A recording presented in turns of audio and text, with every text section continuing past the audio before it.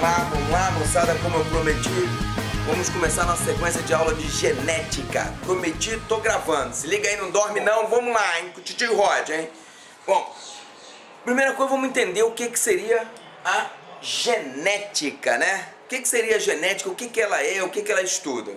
Bom, a genética nada mais é do que a parte da biologia que vai se preocupar com o estudo dos genes, ou seja, vai se preocupar com a hereditariedade, né? A gente na realidade vai antecipar aqui o estudo dos conceitos para quando a gente começar a falar da primeira lei de Mendel a gente entender melhor, tranquilo? Então vamos começar aqui. Então a genética nada mais é do que o estudo dos genes, o que vai estudar a hereditariedade, como é que as características passam de pai para filhos, de pais para filho, ok?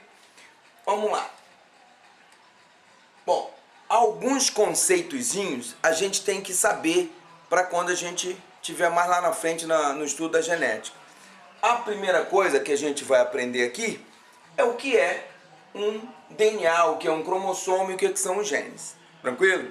Vamos lá analisar lá primeiro. O que nós temos aqui? Nós temos aqui uma molécula de cromossomo. Na verdade nós temos aqui um cromossomo e nele nós temos a molécula de DNA. Tranquilo? Esse cromossomo aqui, ele é um cromossomo duplo. Você vê que ele tem dois braços, dividido aqui pelo seu centrômero, um anel que divide esses braços. Essa molécula de DNA que forma esses cromossomos ficam espiralizados, ficam lá no núcleo, todo enroladinho, né? E nós temos lá então o DNA, os cromossomos no núcleo das células. É claro que nós não temos só DNA no núcleo, nós temos DNA também nas mitocôndrias, né? Lá nos cloroplastos também, nos vegetais também tem DNA. Então presta atenção, se liga aí. Vamos lá. Então o que acontece? Essa molécula de DNA que nós temos aqui, ela é considerada um polímero cujos os monômeros são os nucleotídeos, né? Ou também pode se chamar de uma molécula polinucleotídeo, uma molécula de polinucleotídeos. O que seria um polinucleotídeo? Ou melhor, o que seria um nucleotídeo? Então, um nucleotídeo nada mais é do que esse conjuntinho aqui de bases nitrogenadas, o açúcar, que são as pentoses, e um grupo fosfato. Então, um nucleotídeo nada mais é do que esse conjunto dessas três estruturas que eu mostrei para você. E essa molécula de DNA, ela na realidade, ela é o quê? Ela é um agrupamento contínuo de repetições desses nucleotídeos. Tranquilo? Lembrando que no DNA, o açúcar que vai existir é a desoxirribose. E no RNA é a ribose. Como nós estamos falando de DNA, vamos esconder lá a ribose. Tranquilo? Então já entendi o que é uma molécula de DNA? É um polímero, uma molécula muito grande formada por vários monômeros de nucleotídeo. Então é um polinucleotídeo, né? Uma molécula formada por muitos nucleotídeos. Tranquilo? Qual a importância dessa molécula? As características hereditárias estão nelas. Então nós vamos descrever cada uma delas aqui. Bom, falou em DNA, a gente tem que lembrar do código genético. E a gente não pode esquecer também do RNA. Então vamos ver algumas diferençazinhas do DNA para o RNA, para a gente não ter problema lá para frente. Primeira coisa, a molécula, tanto a molécula de DNA como a molécula de RNA, são polímeros, né? São polinucleotídeos, então são formados por vários nucleotídeos, que é aquele grupo fosfato, base nitrogenada e o açúcar, né? Que é uma pentose. Aí já começa a primeira diferença. No RNA, o açúcar vai ser a ribose. No DNA, o açúcar vai ser a desoxirribose. Ambos são pentoses, ambos são açúcares. Tranquilo? Outra diferença no RNA você vai ter uma fita única, uma fita simples desses nucleotídeos. Já no DNA, você vai ter uma fita dupla desses nucleotídeos. E eles vão se juntar por pontes de nitrogênio, justamente o que vão ligar as bases nitrogenadas. E aí, por falar em bases nitrogenadas, nós temos a citosina, guanina, adenina e timina, que estão presentes no DNA. Já no RNA nós vamos ter as mesmas bases, só vai trocar aonde tem timina, vai entrar quem? A uracila. Então nós vamos ter citosina, guanina, adenina e uracila no RNA. além do mais, o que vai acontecer? Essas bases nitrogenadas, elas sempre vão se ligar, vão se parear, citosina com guanina e adenina com timina no DNA. E no RNA, citosina com guanina e adenina com uracila. Tranquilo?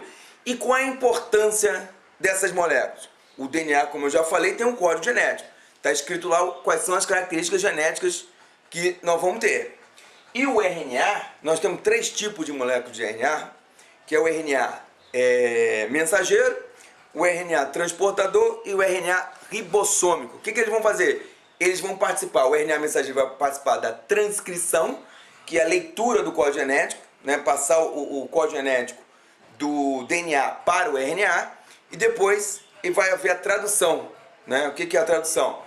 É esse código genético que foi transcrito para o RNA mensageiro vai ser lido pelo RNA ribossômico. E o RNA transportador é que vai levar os aminoácidos para formar a proteína e dar as nossas características genéticas. Tranquilo? Bom, aí que eu falei aqui, ó. Então você vai ter o código genético, né? A leitura aqui vai estar no DNA, a informação genética. Vai ser transcrita para o RNA mensageiro. Então toda a leitura vai passar para o RNA mensageiro, né? E depois essa leitura vai ser traduzida para poder formar a proteína e formar nossas características. É lógico que vai ser lida, a fita vai passar no RNA ribossômico, que vai fazer a leitura, e o RNA transportador vai trazer os aminoácidos para formar a proteína. Tudo baseado na ligação de citosina com guanina e a adenina com timina no DNA. Quando vai para o RNA, vai ser adenina com uracila. Beleza? Presta atenção. Não dorme não. Tô gravando, vocês não pediram? Então vamos lá. Bom, o que seria então um gene? Nós vimos lá que o cromossomo possui moléculas de DNA. E neste DNA nós temos fragmentos que a gente vai chamar de quê? De genes. Nesses fragmentos de genes, né, desse fragmento do DNA, que a gente chama de gene, nós vamos ver algumas áreas que codificam proteínas e outras áreas que não codificam as proteínas. Aí essas áreas que têm a capacidade de codificar as proteínas, a gente chama de exons. Então tá lá, as áreas que codificam as proteínas. E as áreas que não são codificantes são as áreas que a gente chama de intron. Então você tem lá o gene, que é um fragmento do DNA, onde tem áreas que codificam e áreas que não codificam proteínas. Mas nós já vimos que mesmo essas áreas que não codificam as proteínas, elas têm importância fundamental na síntese de proteína. Tá? Mas isso aí é para lá para frente, para outras aulas que a gente vai ver. Tranquilo? Então entendemos o que é um gene? É um fragmento da molécula DNA, onde você vai ter áreas que codificam e áreas que não codificam proteína. Essas áreas que codificam a gente chama de quê? Exons. E as áreas que não codificam a gente chama de introns. E aí tem o splice, enfim, tem o que vai se cortar essas áreas para se remontar, mas isso aí é papo para outra hora. Tranquilo? Então presta atenção no gene aí. Bom, cariótipo. O que seria o cariótipo? É o conjunto de todos os cromossomos de cada espécie. E como é que esses cromossomos são arrumados? Eles são arrumados de acordo com seus grupos, né? Com a sua função, com o gene, com a morfologia, com o tamanho, com o centrômero, né? Que é o anel que vai dividir os braços. Então, a gente esses cromossomos vão sempre ser arrumados de acordo com várias características. Outra coisa importante, você vê que no cariótipo a gente sempre tem o par. Então você tem o par do cromossomo 1, o par do cromossomo 2, até chegar no par do cromossomos sexuais. No caso aqui XY é o indivíduo do sexo masculino e aqui o XX é o indivíduo do sexo feminino. Esses cromossomos a gente chama de cromossomos homólogos. São os cromossomos que formam os pares e os seus alelos vão determinar a mesma característica, possivelmente com expressões fenotípicas distintas, mas determinando a mesma característica. Tá? O que nós temos importante? Cada cromossomo desse aqui, em condições normais, ele vem um do pai e um da mãe. Aí quando eles formam os pares, a gente chama de cromossomos homólogos, que vieram um do papai e um da mamãe. Outra coisa importante para você visualizar aqui é o seguinte: nós temos 46 cromossomos no total, né? A espécie humana tem 46 cromossomos no total. Um par, ou seja, 2 cromossomos, são os cromossomos sexuais. E os outros 44 cromossomos, ou os 22 pares, tanto no sexo masculino quanto no sexo feminino, são os cromossomos autossômicos. Então, toda vez que você escutar numa herança autossômica, você já sabe que essa herança ela está ligada a um dos 44 cromossomos autossômicos, tanto no sexo feminino quanto no sexo masculino. Ou em outras espécies, a mesma coisa. Tranquilo? Agora, se a herança não for autossômica, a herança pode ser ligada ou ao cromossomo X ou ao cromossomo Y. Então ela vai ser uma herança ligada ao X ou uma herança ligada ao Y. Tá ok? Nós vamos ver isso bem mais para frente. Mas o importante é você saber o que é um cariótipo, que é o conjunto de todos os cromossomos de uma determinada espécie, e que os cromossomos homólogos são os cromossomos que formam os pares, conforme a morfologia, o tamanho, a função, o centrômero e os genes que vão estar presentes nos dois. Outra coisa importante para você saber é que, no caso da fêmea, na espécie humana, o par de cromossomo sexual vai ser o XX e no macho é o XY. Beleza? Presta atenção! Liga aí, hein? Vamos lá! Bom, esses genes que nós escrevemos, esses fragmentos do DNA, que codificam ou que não codificam a proteína, eles são chamados ou de alelos dominantes ou de alelos recessivos. Primeiro vamos entender o que são os alelos, né? Os alelos você tem aqui, ó. Você tem aqui cromossomos duplicados, né, com 2 braços, centrômero, né, os 2 braços. E aqui você tem cromossomos o quê? Simples. Tranquilo? A mesma coisa aqui, ó. Você tem cromossomos aqui simples. E aqui você tem um local que a gente chama de locus, é onde a gente vai encontrar um determinado gene, né? Então, o locus você vai encontrar, é a posição onde você vai encontrar um gene. Quando você tem essa posição paralela nos cromossomos homólogos, você vai encontrar justamente os alelos. Então você tem aqui, ó, os alelos azão, azão, azão, azim, azim, azim. O que tem de interessante neles? Esses alelos, eles vão determinar a mesma característica, a expressão fenotípica que pode ser diferente, mas eles são responsáveis pela mesma característica. Tranquilo? E eles vão se localizar, obviamente, nos cromossomos do quê? Homólogos. Então nós temos aqui, ó, esse cromossomo duplo aqui, ó, esse cromossomo duplo, você tem aqui, ó, o azão, azão e o azim, azim. Então esse azão, azão e esse azim, azim, eles são chamados de genes alelos. Então eles vão aparecer nos 2 braços. Aqui, como o cromossomo é simples, ele vai ter um alelo e o seu outro alelo, o Bzão e o Bzinho, os cromossomos homólogos. Outra coisa interessante é que quando esse par for formado por genes alelos iguais, a gente chama de quê? De genótipo homozigótico.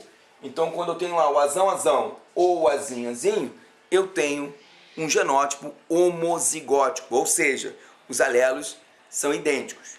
Quando os alelos são diferentes, né, o azão e o azinho, nós vamos ter o que então? Os genes alelos vão estar, o seu genótipo vai estar em heterozigose, tranquilo? E aí você vai ter um outro termo que você vai saber já agora. Esse gene aqui, que está em maiúsculo, a gente chama de gene dominante. Por quê? Porque tanto em homozigose quanto em heterozigose, ele vai sempre expressar o seu fenótipo. Já o gene recessivo, ele só vai expressar o seu fenótipo se ele estiver em dose dupla, ou seja, na ausência do gene dominante. Então você tem lá azão, azão ou azãozinho, vai expressar o fenótipo do azão e vai mascarar o do azinho. O azinho só vai se manifestar em dose dupla. Então tem que ter os 2 alelos azinho, azinho. Tranquilo? Formando para que ele expresse o seu fenótipo. Não esqueça que um desses cromossomos vem da mamãe e o outro cromossomo vem do papai. Então esses alelos, sempre um da mamãe e um do papai em condições, obviamente, normais.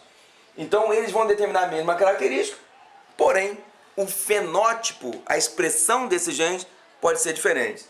Sempre em dose dupla, o dominante vai se manifestar, ou em heterozigose também ele vai se manifestar. Já o recessivo só se manifesta em homozigose recessiva, ou seja, em dose dupla. Beleza? Vamos lá, presta atenção aí, vocês me pediram? Então agora assiste aí, hein? Bom, eu falei em genótipo e fenótipo, então a gente tem que entender o que vem a ser isso. Então vamos lá. O fenótipo nada mais é do que a interação do genótipo com o meio. Então todas as nossas características, cor dos olhos, tamanho do cabelo, a estatura do indivíduo, comportamento, grupo sanguíneo, cor da pele, todas essas características a gente chama de fenótipo. São características que a gente consegue visualizar ou consegue detectar. Só que essas características fenotípicas, elas dependem do genótipo e muitas vezes também da influência do meio. Tranquilo? Algumas vezes a influência do meio pode ser nula. Por exemplo, quando a gente fala de grupos sanguíneos. Os grupos sanguíneos, tipo A, tipo B, tipo AB, tipo O, caracteriza um fenótipo. Só que é um fenótipo exclusivamente determinado pelo seu genótipo. Então não há influência do meio aí para modificar esse fenótipo grupo sanguíneo. Pelo menos, né, por enquanto aí. Bom, agora, outras características, o meio pode influenciar. Então o fenótipo vai ser determinado pelo genótipo, mas o meio pode influenciar, por exemplo, gêmeos. Gêmeos idênticos, né? A obesidade, por exemplo, né? O peso vai estar lá determinado pelo genótipo, só que se o indivíduo ele abusar, ele vai ficar obeso. E o outro, se for atleta, tiver uma alimentação balanceada, ele tende a ter um certo controle no seu peso. Tranquilo? Mas nesse caso, é uma característica fenotípica que o gene determina o quanto o meio vai poder influenciar. Tranquilo? Depois nós vamos ver isso aí em outro vídeo, que a gente chama de norma de reação de um gene. Tranquilos? Vamos lá, prestar atenção. Outro, a pigmentação da pele, a cor da pele. Você tem lá que a cor da pele ela é dominante. Então o indivíduo azão ou azão, ele vai ter pigmentação da pele normal. Já o indivíduo azinho, ele vai ter ausência de pigmentação. Isso é determinado por quem? Por um gene. Né? Essa ausência de pigmentação a gente chama de quê? Albinismo. Nesse caso aí, o meio não vai ter influência. Ele vai ter influência, sim, na cor da pele clara. Então, se o indivíduo toma sol mais do que outro indivíduo, a pele dele tende o quê? A ficar mais morena, ficar mais escura. Só que isso vai obedecer, obviamente, à norma de reação de um gene que a gente vai falar no próximo vídeo. Ou seja, o quanto o gene vai permitir essa variação fenotípica. Mas a gente vai explicar isso mais com cuidado no próximo vídeo. Tranquilo? Então, toda característica fenotípica vai ter influência do meio? Não. Toda característica fenotípica vai ter influência do genótipo? Sim. Toda característica fenotípica, determinada característica hereditária, né? O gene vai determinar essa característica. E o genótipo é que vai determinar quanto o meio vai poder influenciar ou não nesse fenótipo. Tranquilo? Presta atenção, dorme não! Bom, agora olha bem, nós temos as fenocópias. Então, fenótipo é uma característica genética com ou não a influência do meio. Agora nós temos as fenocópias. Presta atenção aqui. Você olhar para isso aqui, para essa situação ou essa aqui, são anões. Não é isso? São anões. Então você vai tá lá no genótipo dizendo que são anões sem problema. Só que aí tem uma diferençazinha muito grande. Esses anões aqui, eles são famosamente chamados de acondroblásticos. Acondroblásticos. O que quer dizer isso? Vai ter o nanismo hereditário. Nesse caso, é um gene dominante que determina o nanismo. Inclusive, é um gene letal que em dose dupla o indivíduo acaba morrendo, né? Então, o anão, nesse caso acondroblástico, ele vai ser mais heterozigoto. E mesmo que tenham dois indivíduos, sejam acondroblásticos, ele pode ter filho normal, porque se ele é heterozigoto, o azinho, que é o recessivo, pode se juntar e determinar filhos normais. Então, nesse caso aqui do nanismo acondroblástico, é uma característica autossômica dominante, então é genético. Já aqui do lado, esse nanismo, embora tenha as mesmas características, né? Crescimento diferenciar da mão, dos membros, do tórax e etc. Este nanismo aqui, ele vai se dar devido ao má funcionamento da glândula hipófise, que vai estar relacionado com o hormônio de crescimento. Então vai determinar um nanismo hipofisário. Então não vai ter nada escrito lá no código genético que o indivíduo vai ter esse nanismo hipofisário. Tranquilo? Então o que nós temos que nós temos que saber aqui? Então uma fenocópia nada mais é do que uma cópia de uma característica fenotípica que geneticamente não é a sua. Então esses indivíduos está escrito no gene dele que eles iam ser anões? Não. Foram por quê? Por causa de uma disfunção da glândula hipófise, relacionado com o hormônio do crescimento. Tranquilos? Beleza? E tem outros aí, né? Pintar o cabelo, a cor da pele, quando você toma muito sol. Então isso tudo pode ser uma fenocópia, tá? Às vezes o vírus da rubéola pode determinar cegueira, surdez na criança, que não é geneticamente, né? Então seria uma fenocópia aí, em vários outros exemplos. Tranquilo? Bom, vamos fazer um exercíciozinho aqui com o titio Rod. Presta atenção aí, vamos lá, curte o vídeo, não deixa de curtir não. Vamos lá, você pediu? Vamos lá.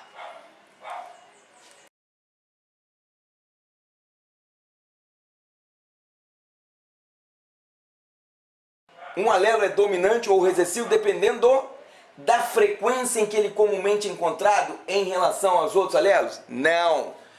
Esquece isso. Um gene às vezes é dominante e ele pode ter frequência menor, ou vice-versa. Dependendo de ele ser dado através do pai ou da mãe? Lógico que não, eles vão sempre ser dados do pai e da mãe. Então não tem nada a ver. Depende do cromossomo em que ele se encontra? Lógico que não. Depende de que ele seja expresso ou não quando os dois alelos estão presentes. Lógico, né? Então, é o que eu falei. Se os dois alelos estiverem presentes, quem vai se manifestar é o dominante. Na ausência do dominante, quem vai se manifestar é o recessivo. Então, vamos lá. Em homozigose dominante, dominante. Em homozigose recessivo, recessivo. Em heterozigose, quando estão presentes os dois alelos, quem vai se manifestar? Obviamente, o gene dominante. Então, o gene dominante ele se manifesta tanto em homozigose quanto em heterozigose. Já o gene recessivo só se manifesta em homozigose. Então, a resposta aqui é a letra D. Esse outro aqui, dependendo de que esteja ligado ou não ao outro gene, não tem nada a ver. Beleza? Tranquilos? Bom, não esqueça lá de dar uma força lá no blog do Titio Rod, né? O endereço está aqui. Entra lá, tem tudo lá. Eu boto pergunta também, respondo perguntas quando você manda lá. Entendeu? Então curte lá, bonitão, vê lá. E se você não se inscreveu ainda no meu canal, curte porque vai vir mais vídeo aí para você ver. Valeu? Abração! Estamos aí! Dorme não, hein? Presta atenção!